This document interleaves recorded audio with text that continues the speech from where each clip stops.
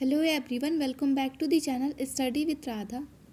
Guys, आज की इस वीडियो में हम डिस्कस करेंगे बीएड फर्स्ट सेमेस्टर के paper childhood and growing up बाल्यावस्था एवं विकास के कुछ इंपॉर्टेंट एमसीक्यूज़ को। फर्स्ट क्वेश्चन है हमारा, फिजिकल डेवलपमेंट इज, शारीरिक विकास है तो फिजिकल डेवलपमेंट जो होता है वो क्वांटिटेटिव इन नेचर होता है। ठीक है, तो ऑप्शन नंबर ए हमारा करेक्ट हो जाएगा, प्रकृति में मात्रात्मक। Physical development is quantitative in nature.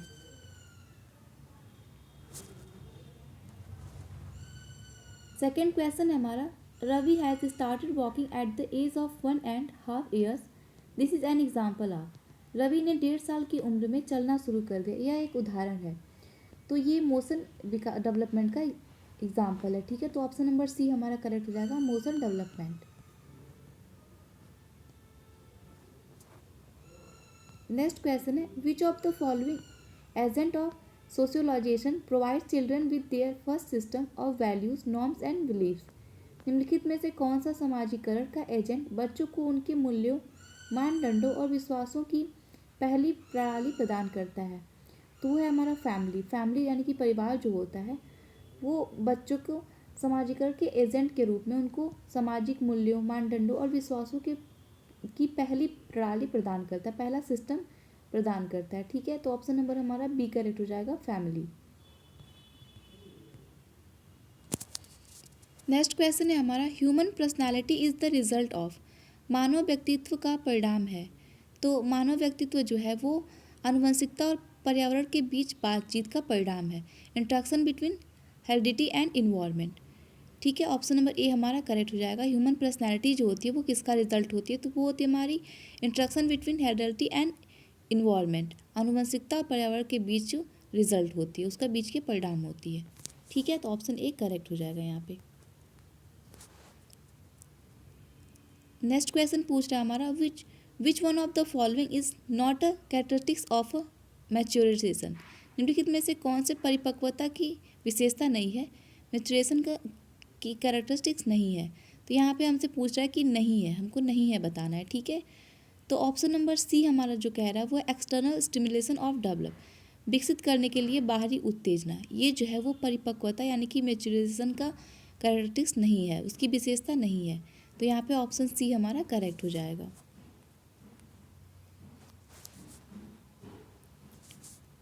Next question हमारा असर्शन रीजनिंग की तरफ है। 2 स्टेटमेंट दिए हुए हैं, उनमें से बताना है कि कौन सा एक हमारा स्टेटमेंट करेक्ट है। तो स्टेटमेंट 1 कह रहा है हमारा, curriculum should focus on child maturity. Second कह रहा है, ignoring the principle of maturity is curriculum will generate disinterest among interest. पाठ्यक्रम को बच्चों की परिपक्वता पर ध्यान देना चाहिए। दूसरा कह रहा है, पाठ्य चर्चा में परिपक्वता के सिद्धांत की उपेक्षा शिक्षार्थियों की अरुचि उत्पन्न करेगी। तो यहाँ पे हमारा जो स्टेटमेंट 1 है वो करेक्ट है और स्टेटमेंट 2 जो है वो फॉल्स है। ठीक है, तो फर्स्ट स्टेटमेंट करेक्ट है और सेकंड फॉल्स है। तो ऑप्शन नंबर ए हमारा करेक्ट हो जाएगा, statement 1 is true and second is false.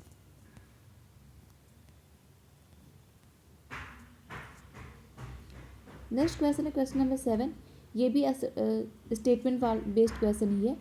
First statement कह रहा है हमारा, maturation facilitate the process of learning. Second कह रहा है, the external stimulation is very necessary is maturation, select the correct one. परिपक्वता सीखने की प्रक्रिया को सुगम बनाती है।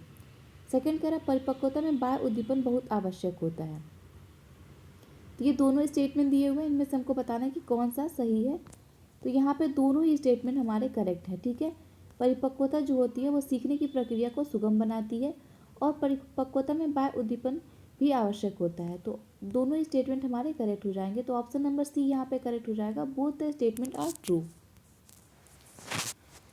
नेक्स्ट क्वेश्चन है हमारा, a characteristics of in heredity by all the human beings.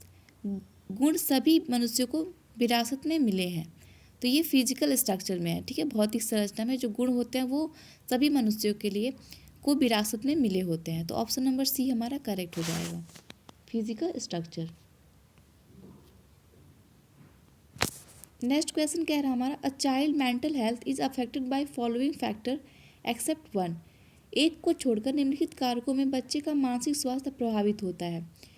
तो ऑप्शन ए कह रहा है हमारा होम इन्वायरमेंट, सेकंड कह रहा है हेल्थ, थर्ड कह रहा है हमारा environmental of school, and last कह रहा है हमारा स्कूल पॉलिसीज। तो ये यहाँ पे क्वेश्चन ये पूछ रहा है कि एक को छोड़कर और जो कारक है उनमें से बच्चे का मानसिक स्वास्थ्य प्रभावित हो सकता है। तो होम यानी कि घर के इन्वायरमेंट से, परिवार के वातावरण से भी हो सकता है, उसके हेल्थ से भी हो सकता है, और स्कूल के इन्वायरमेंट से भी हो सकता है। लेकिन स्कूल की जो पॉलिसी होती है, स्कूल की जो नीतियाँ होती हैं, उससे बच्चे की हेल्थ पे कोई इफ़ेक्ट नहीं पड़ेगा, उसके मेंटल हेल्थ पे कोई इफेक्ट नहीं पड़ेगा। तो ऑप्शन नंबर डी हमारा करेक्ट हो जाएगा, स्कूल पॉलिसी। स्कूल पॉलिसी से बच्चे के मानसिक स्वास्थ्य से कुछ लेना देना नहीं होता है। तो ऑप्शन डी हमारे यहाँ पे करेक्ट हो जाएगा। हमसे यही पूछ रहा था क्वेश्चन कि एक को छोड़कर और सारे जो कारक हैं वो मानसिक स्वास्थ्य को प्रभावित कर सकते हैं। तो इसमें जो 3 कारक हैं वो मानसिक स्वास्थ्य को प्रभावित कर सकते हैं, लेकिन स्कूल की पॉलिसी जो होती है ये बच्चे के मानसिक स्वास्थ्य को प्रभावित नहीं करती है। ठीक है, नेक्स्ट क्वेश्चन है हमारा, एज पर पियाजे scheme building occurs the result of modifying new information to fit correct scheme, and by the modifying old schema as per new information. These two process are known as। Piaget के अनुसार मौजूदा schema में fit होने की नई जानकारी को संशोधित करने और नई जानकारी के अनुसार पुरानी स्कीम को संशोधित करने के परिणाम स्कीमा निर्माण होता है। इन दो प्रक्रियाओं को डॉट डॉट के रूप में जाना जाता है। तो इन दो प्रक्रियाओं को हम आत्मसात और आभास के रूप में जानते हैं, यानी कि असिमिलेशन एंड एकोमोडेशन के रूप में जाना जाता है। तो ऑप्शन डी हमारा करेक्ट हो जाएगा।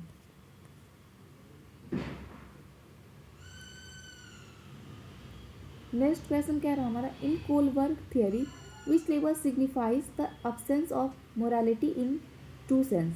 कोलबर्ग के सिद्धांत में कौन सा स्तर सच्चे अर्थों में नैतिकता के अभाव को दर्शाता है। तो लेवल 1 जो है कोलबर्ग की थियरी में, लेवल 1 जो है वो नैतिकता के अभाव को दर्शाता है। तो ऑप्शन नंबर ए हमारा करेक्ट हो जाएगा।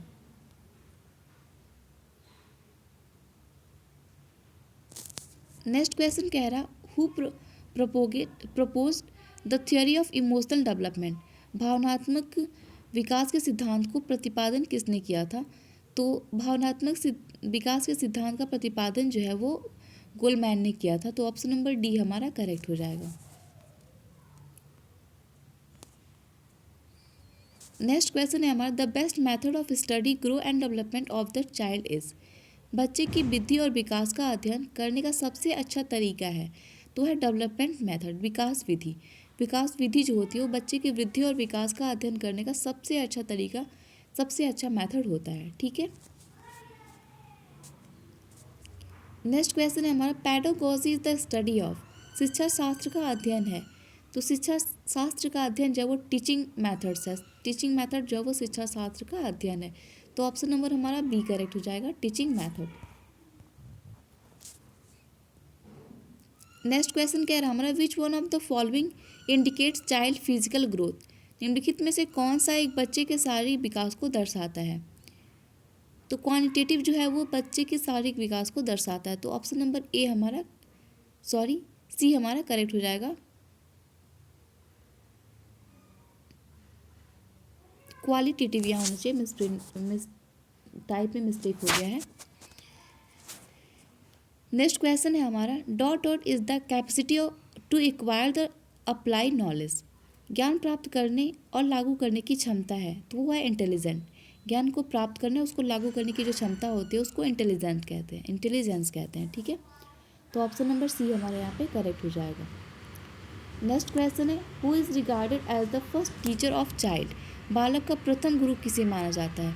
तो बालक का प्रथम गुरु जो है वो माता को माना जाता है, मदर को माना जाता है। तो ऑप्शन नंबर सी यहाँ पे हमारा करेक्ट हो जाएगा, मदर। माँ जो होती है वो बच्चे की सबसे पहली टीचर होती है, सबसे पहली गुरु होती है।